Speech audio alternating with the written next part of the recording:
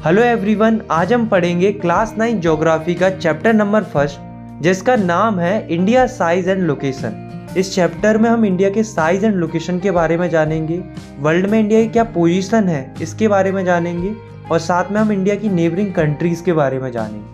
हम इस चैप्टर को बहुत ही अच्छे विजुअल्स और एनिमेशन की मदद से समझेंगे जिससे आपको हर एक टॉपिक बहुत ही अच्छे से समझ में आएगा। तो चलिए स्टार्ट करते हैं।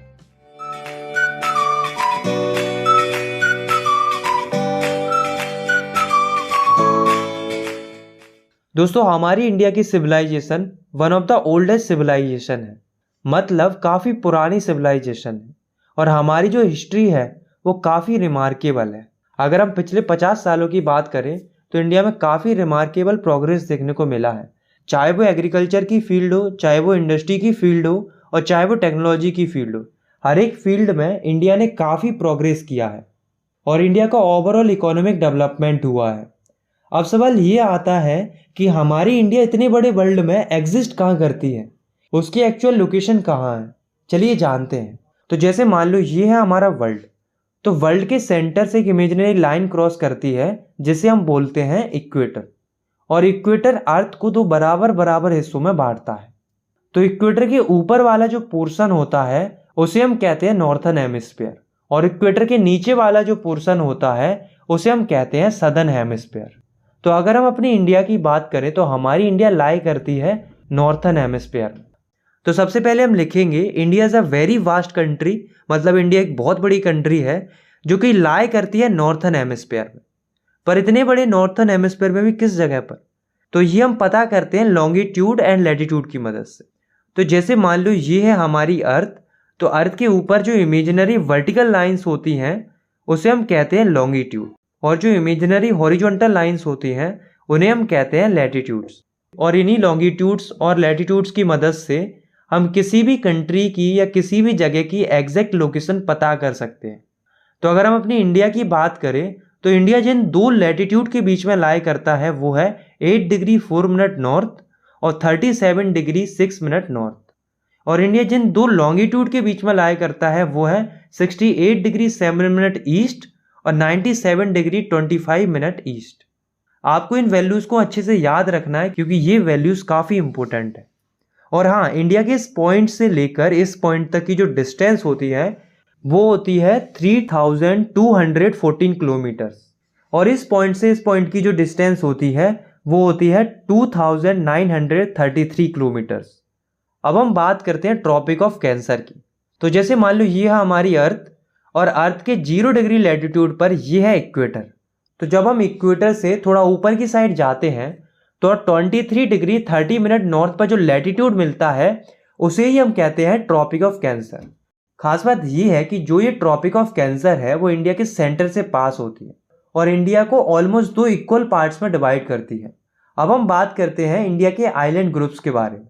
तो इंडिया के 2 मेजर आइलैंड ग्रुप्स हैं, कौन कौन से, चलिए जानते हैं। तो जब हम इंडिया से साउथ ईस्ट डायरेक्शन में जाते हैं तो जो आइलैंड्स मिलते हैं वो है अंडमान एंड निकोबार आइलैंड्स जो कि बे ऑफ बंगाल में लोकेटेड है।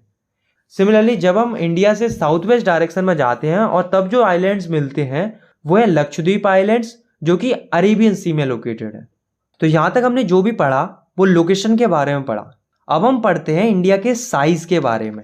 तो अगर हम अपनी इंडिया के टोटल लैंडमास की बात करें यानी कि टोटल ज्योग्राफिकल एरिया की, तो इंडिया का टोटल ज्योग्राफिकल एरिया है 3.28 मिलियन स्क्वायर किलोमीटर। और अगर हम वर्ल्ड वाइड देखें तो इंडिया वर्ल्ड के 2.4% ज्योग्राफिकल एरिया में लाई करता है। अगर हम एरिया वाइज देखें तो इंडिया वर्ल्ड में 7th लार्जेस्ट कंट्री है, आप इस ग्राफ में भी देख सकते हो। अगर हम अपनी इंडिया की लैंड बाउंड्री की बात करें तो इंडिया की टोटल लैंड बाउंड्री है 15,200 किलोमीटर्स।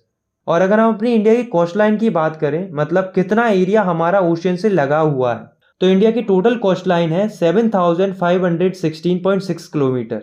इसमें लक्षद्वीप और अंडमान एंड निकोबार आइलैंड्स भी इंक्लूडेड है। इनफैक्ट हमारी इंडिया की कोस्ट लाइन जितनी ज़्यादा कनेक्टेड है इंडियन ओशियन के साथ उतनी किसी भी कंट्री की नहीं है।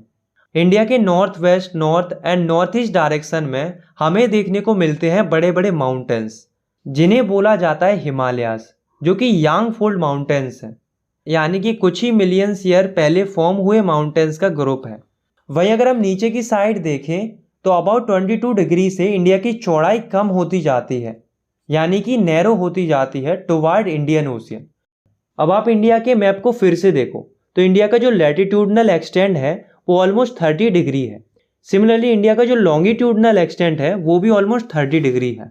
पर अगर हम एग्जैक्टली देखें तो इंडिया के ईस्ट से लेकर वेस्ट की जो एक्सटेंट है वो छोटी है इंडिया के नॉर्थ से लेकर साउथ की एक्सटेंट के मुकाबले। अब आपको एक और इम्पोर्टेंट बात याद रखनी है कि अरुणाचल प्रदेश और गुजरात के बीच में 2 घंटे का टाइम लैग देखने को मिलता है, मतलब 2 घंटे का डिले देखने को मिलता है। ऐसा इसलिए होता है क्योंकि इन दोनों स्टेट्स के बीच में डिस्टेंस बहुत ज़्यादा है और हमारी अर्थ कंटिन्यूसली रोटेट कर रही है, जिस वजह से अरुणाचल प्रदेश में सनराइज 2 घंटे पहले हो जाता है एज कम्पेयर टू गुजरात, वही गुजरात में सनराइज 2 घंटे बाद देखने को मिलता है। तो इस हिसाब से अगर अरुणाचल प्रदेश में सुबह के 5 बज रहे हैं तो 2 घंटे का टाइम लैग होने के कारण गुजरात में तो 8 बजने चाहिए। पर ऐसा होता है क्या? नहीं ना, क्योंकि एक ही कंट्री में 2 अलग अलग टाइम कैसे हो सकते हैं। तो इस समय की गड़बड़ को सुधारने के लिए 82 डिग्री 30 मिनट ईस्ट का जो लॉन्गिट्यूड था उसी को मान लिया स्टैंडर्ड मेरिडियन ऑफ इंडिया। ये जो स्टैंडर्ड मेरिडियन है वो इंडिया के मिर्जापुर उत्तर प्रदेश से पास करता है। अब इसी को क्यों चुना गया एज ए स्टैंडर्ड मेरिडियन? तो ऐसा इसलिए क्योंकि ये इंडिया के ऑलमोस्ट बीच से निकलता है और इसी के अकॉर्डिंग जो है इंडिया का टाइम कैलकुलेट किया जाता है। भले ही अरुणाचल प्रदेश में 2 घंटे पहले सूरज निकलता हो और गुजरात में 2 घंटे बाद निकलता हो, पर टाइम जो कैलकुलेट किया जाएगा वो इसी के हिसाब से किया जाएगा। जैसे अगर मिर्जापुर में 4 बज रहे हैं तो पूरी इंडिया में भी 4 ही बजेंगे, मतलब मिर्जापुर भी लाइक जलवा है हमारा। India and the world, India की जो लोकेशन है वो बहुत ही बेहतरीन है।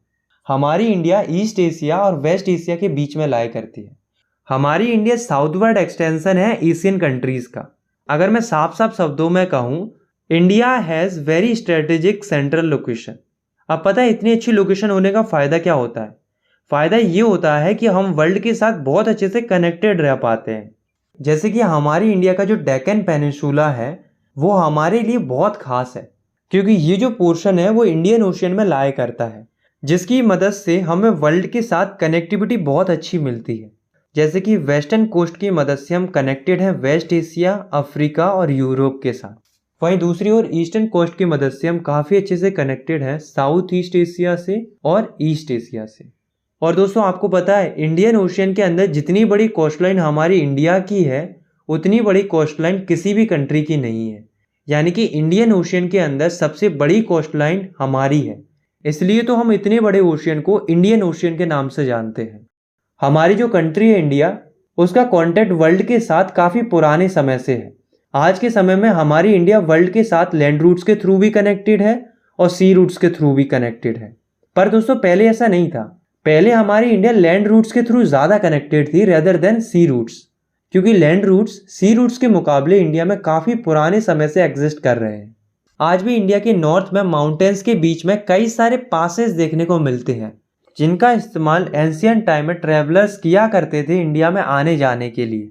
और इन्हीं रूट्स के थ्रू कई सारी चीज़ें वर्ल्ड के अलग अलग हिस्सों में जाकर फैलती हैं, जैसे कि इंडिया के मसाले, इंडिया की उपनिषद, रामायण, पंचतंत्र की कहानियाँ, number system and decimal system, इस तरह की कई सारी चीज़ें वर्ल्ड के अलग अलग हिस्सों में जाकर फैलती है।